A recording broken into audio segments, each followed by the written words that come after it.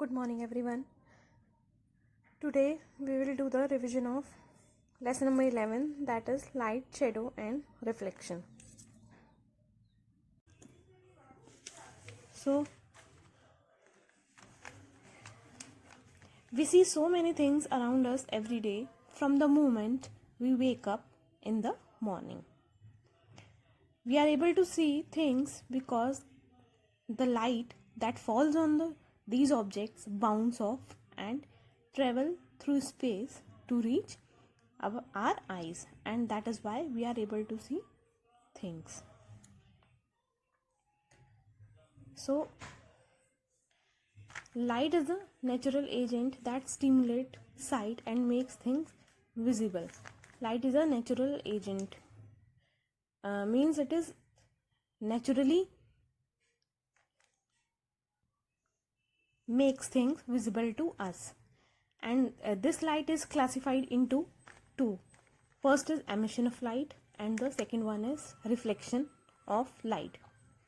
So, on the basis of the emission of light, objects are classified into two. First one is luminous objects, and the second one is non-luminous objects. So, what are these luminous objects? Objects which emit their own light are called luminous objects. Objects which emit their own light. Emit means which produce their own light. They are known as luminous objects. For example, candle, sun, electric torch, fire, firefly. Firefly is a natural luminous object. In Hindi you can call it as jugnu, and etc. So those objects which emit their own light, they are known as luminous objects. You can see here also, sun is a luminous object, stars also, bulb also, and torch also. The second one are non-luminous objects. Objects which do not have their own light and are seen by the light scattered by them. So those objects which do not produce their own light and are seen by the light scattered by them are known as non-luminous objects. For example, moon, chair, wood, stones, leaves, flowers, they all are non-luminous objects. They do not produce their own light, or they do not emit their own light, so they are known as non-luminous objects. For example, leaves, earth, stone, wood, moon. All these are non-luminous objects. Now, on the basis of emission of light, objects are classified into two types, and on the basis of reflection of light, they are classified into three types. So, what are these three types? These three types of objects which on the basis of reflection of light are transparent objects, translucent objects, and opaque objects. So first one are transparent objects. All substances that allow light to pass freely through them and through which objects can clearly be seen are known as transparent objects. So those objects or those substances through which those objects or those substances which allow light to pass through them, they are known as transparent objects. For example, glass, water, air, all these allow light to pass through them. That is why they are known as transparent objects. Now the next one is translucent objects. A substance or object that allows light to pass through it only partially are called translucent objects. Those objects which allow light to pass through them partially, not fully, so they are known as translucent objects. For example, butter paper, tissue paper, etc. They allow only partial light to pass through them, not completely, so they are known as translucent objects. The third one are opaque objects. Those objects that do not allow light to pass through them. Those objects or those substances which do not allow light to pass through them are known as opaque objects. For example, book, brick, stone, pencil, chair, etc. So, on the basis of reflection of light, the objects are classified into three types, that are transparent objects, translucent objects, and opaque objects. Transparent objects allow light to pass through them fully or completely. Translucent allows light to pass through them only partially, and opaque objects do not allow light to pass through them. Now the next is how light travels. Light travels in the form of rays. It doesn't need a medium to travel through. It can even travel through vacuum. So light travels in a form of rays and it travels in a straight line. So it doesn't need any medium to travel. It can travel through vacuum also. Vacuum means the space which is completely empty or which is completely vacant. That is known as a vacuum. So light travel through vacuum also. It travels at a speed of about 3 lakh kilometer per second. So the speed of light is 3 lakh kilometer per second. In 1 second it can travel about 3 lakh kilometer. Light from the sun takes about 8 minutes to travel 149 million kilometer from the sun to reach the earth. So light from the sun takes only 8 minutes to travel such a long distance, which is 149 million kilometer from the sun to reach the earth.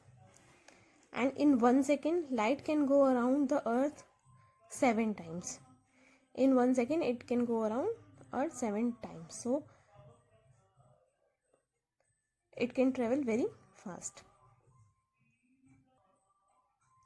So light travels in the form of rays.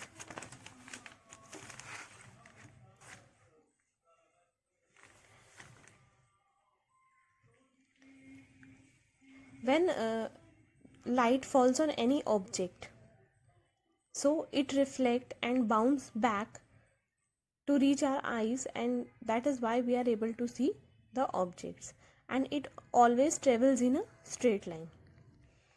So light travels in a straight line. Light rays travel in a straight line. When you switch on a torch in darkness, the light appears to travel straight ahead. So light rays travel in a straight line, and when you switch on a torch in darkness, the light appears to travel straight ahead. You can see that the light travels straight ahead if you switch on a torch in darkness.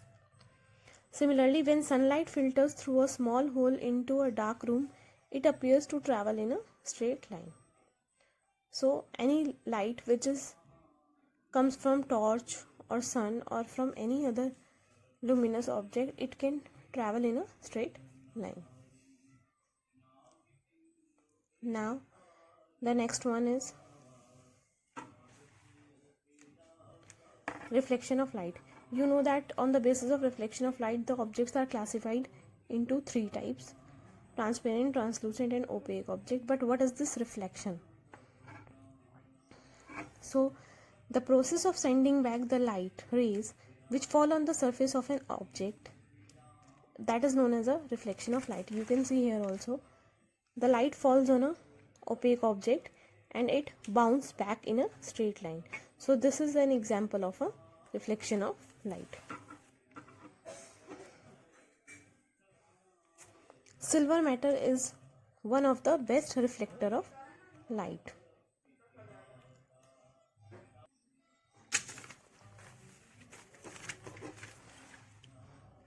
You can see here also.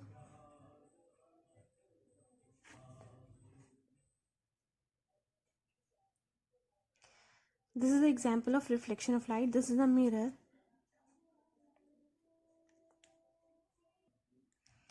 And this is a source of light. When a light falls on this mirror, so some of the light is reflect. So the light which falls on mirror is known as the incident ray, and the light which reflect, that is known as reflected ray. So reflection can also be defined as the phenomena in which a ray of light, after falling on a smooth polished surface or a mirror, return to the same medium is called reflection.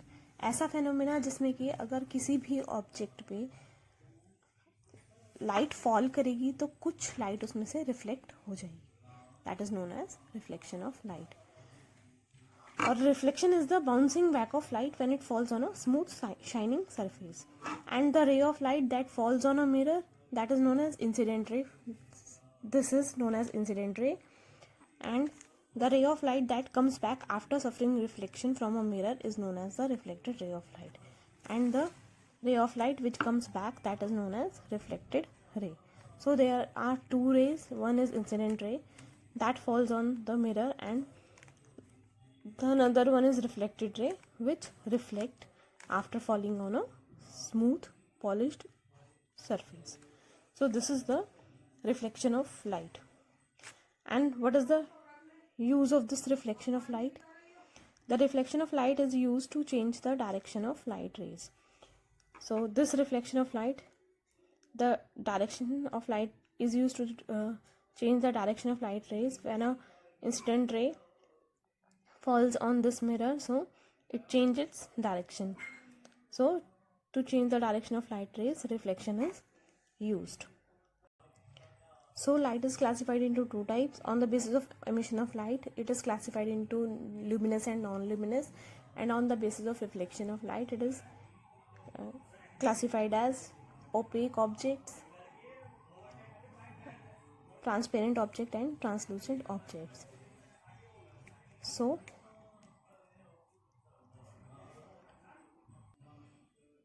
luminous objects are those objects which emit light, and non-luminous objects are those objects which do not emit light. And on the basis of reflection of light, opaque objects, transparent object, and translucent object, you know very well that what are these. Now the next is reflection of light. So the process of sending back the light rays which fall on the surface of an object, that is called the reflection of light. It is used to change the direction of light rays. And there are two rays. One is incident ray, the second one is reflected ray. The incident ray is that ray that falls on a smooth polished surface, and the ray which reflect, that is known as the reflected ray. Absence of light. So a shadow is that region where the light is absent, or there is when the region where there is no light, and light from a source is cut off by an obstacle and a shadow is formed. When a light is cut off by any opaque object, so the shadow is formed. By now you know that the light travels in a straight line. You all know that light travels in a straight line, and you also know that light cannot pass through opaque objects. Light can pass through a translucent object, transparent object, but it cannot pass through opaque object. So when light is stopped by an opaque object, so a dark area called shadow is formed. I'll explain you this with the help of this diagram. See, this is a light source, this is a opaque object, and this is shadow. So when the light falls on any opaque object, so opaque object doesn't allow the light to pass through it, and this opaque object blocks this path of light, and due to this blockage the shadow is formed. So in order to form a shadow, we need opaque objects only. Okay. And there, what are the characteristics of a shadow? There are three things are required for the formation of shadow. First is a light source, second is opaque object, and third is an opaque screen or surface where the shadow is to be formed. So there are three things are required. This is a light source, this is opaque object, and this is a surface where the shadow is formed. So 3 things are required in order to make a shadow.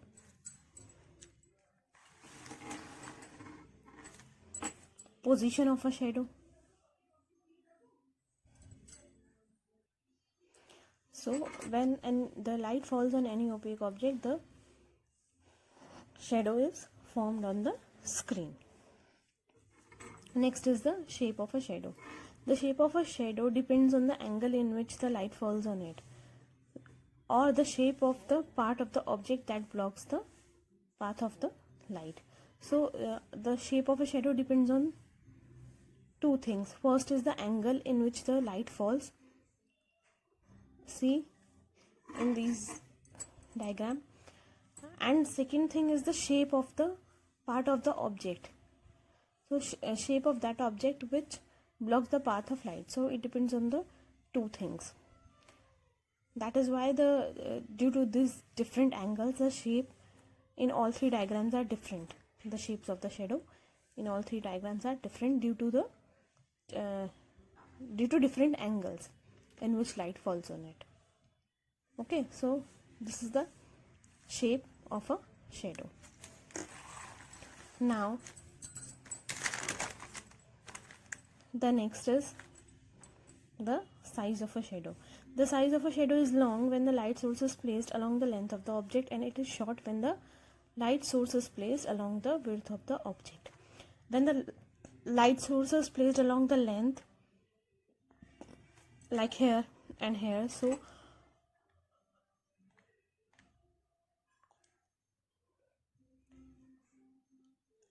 the shadow is long. And when the light source is placed along the width of the object, so it is short, like here. You must have seen that the length of your shadow on the ground keeps changing at different times of the day. Our shadow always changes with different times of the day. Why? In the morning and evening, the sun is positioned quite low in the sky and your shadow is long. When the sun is placed overhead in the afternoon, your shadow becomes short. So in the morning and evening, the sun is positioned quite low in the sky, that is why the shadow is long. And when the sun is placed overhead in the afternoon, so the shadow becomes short. So the size of a shadow depends on the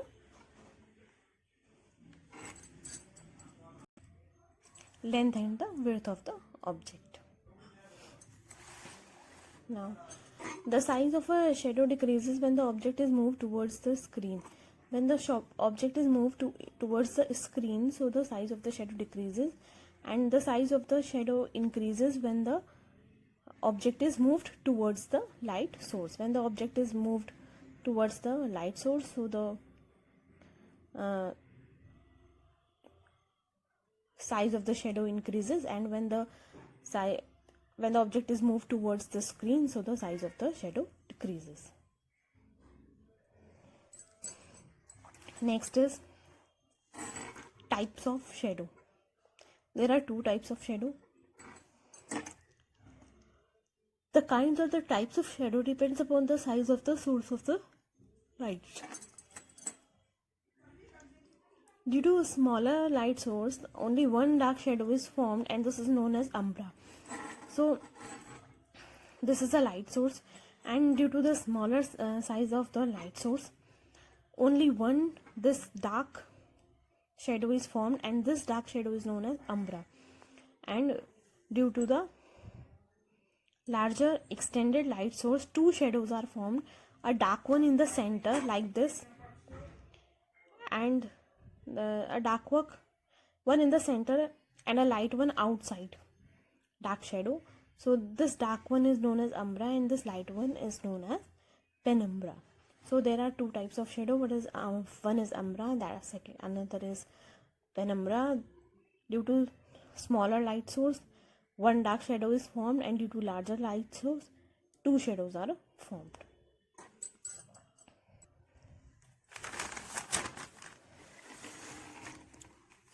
what is the color of the shadow? Whatever be the color of the opaque object, it doesn't matter that what is the color of the opaque object. Whatever be the color, the shadow formed is always of the same color, that is black. The shadow formed is always of black color. Now the next is pinhole camera. A pinhole camera is a device which is used to see the images of bright lit object, brightly shining objects like the sun, candle, etc. Lit means shining objects.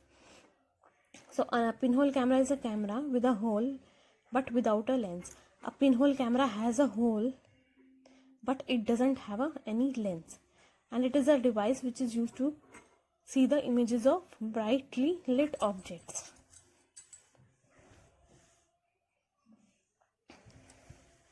So it contains a hole but it doesn't have any lens. And what is the principle of this camera? This pinhole camera works on the principle that light travels in a straight line.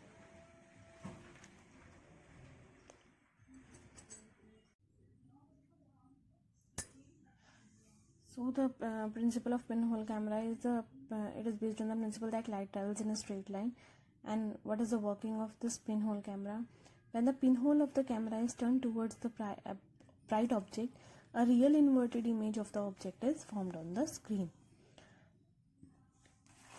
You can see here, when this pinhole of the camera is turned towards the bright object, so a real inverted image, this is a real inverted image of the object, is formed on the screen. Inverted means opposite image. Now, the nature has provided you a large number of pinhole cameras. There are a large number of pinhole cameras present in our nature. You have to simply stand under a tree. Whenever we stand under a dense tree on a sunny day and watch the round patches of the light on the ground. On a sunny day, whenever we stand under a dense tree, so you can see the patches like here. You can see here. These are the patches of light, round patches of light on the ground. You can see anywhere under a dense tree on a sunny day. And these round patches are the images of the sun. These round patches are the images of the sun. And the gap between the leaves act as the pinhole.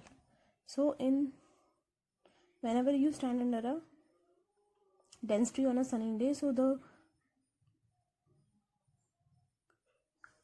patches of light which you can see on the ground are the images of the sun, and the gap between these patches these patches between the leaves act as a pinhole.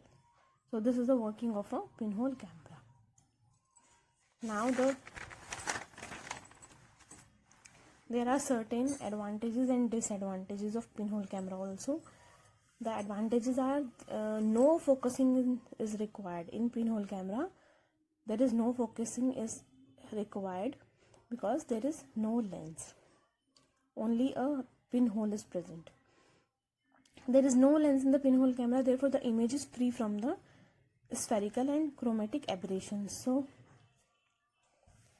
there is no lens in the pinhole camera, so the images is free from the spherical and chromatic aberration. So there is no color boundation and no shape boundation in pinhole camera. And there are some disadvantages also. The image form does not give any details. The images formed by the pinhole camera doesn't give any detail.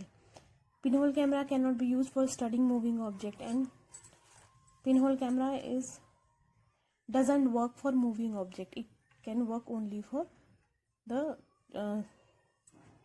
constant or stable objects. Okay, so these two are the disadvantages, that the image form doesn't give any detail and the pinhole camera cannot be used for studying moving objects. Now the next is the difference between the image and shadow. So images show all the details of the object. Whenever you take the image or picture of any object, so it gives you all the details of that object. And a shadow, it is a dark outline formed behind an opaque body. It is a dark outline which is formed behind the opaque body, and it doesn't give any detail. Image is not misleading. Image never mislead, but the shadow of the object can be mislead. That we can make the different shadows with our hands also. So shadow of the object can mislead. Image may be upright or inverted. Image may be formed upright or inverted, but shadows are not inverted. Shadows are always upright. Image is formed due to reflection or refraction of light, and shadows are formed when light falls on the opaque object or body. So the images are formed due to the reflection of light and refraction of light, but the shadows are formed when the light falls on the opaque body, and these opaque body block the path of the light. Now let us do some exercises. So the first question is, which of the following are not always necessary to observe a shadow? Sun, screen, source of light, or opaque object. So screen is always necessary to form a shadow, and opaque objects are also necessary, and source of light is also necessary. But the sun is not necessary to observe a shadow, because any other source of light can form a shadow. Not only sun, but also other sources of light can form shadow. So the answer is sun. Which of the following can never form a circular shadow? A ball. Ball is always circular in shape, so it can form circular shadow. Flat disc also, it is also circular, so it can form circular shadow. Shoe box and ice cream. Ice cream cone is also circular, and the shoe box is rectangular in shape, so it cannot form circular shadow. So the answer is shoe box, because it is rectangular in shape. What is the color of the shadow? Brown, black, red, and green. So the color of the shadow is always black. So the answer is black. I hope you have understood this topic very well. Thank you, and see you in the next video.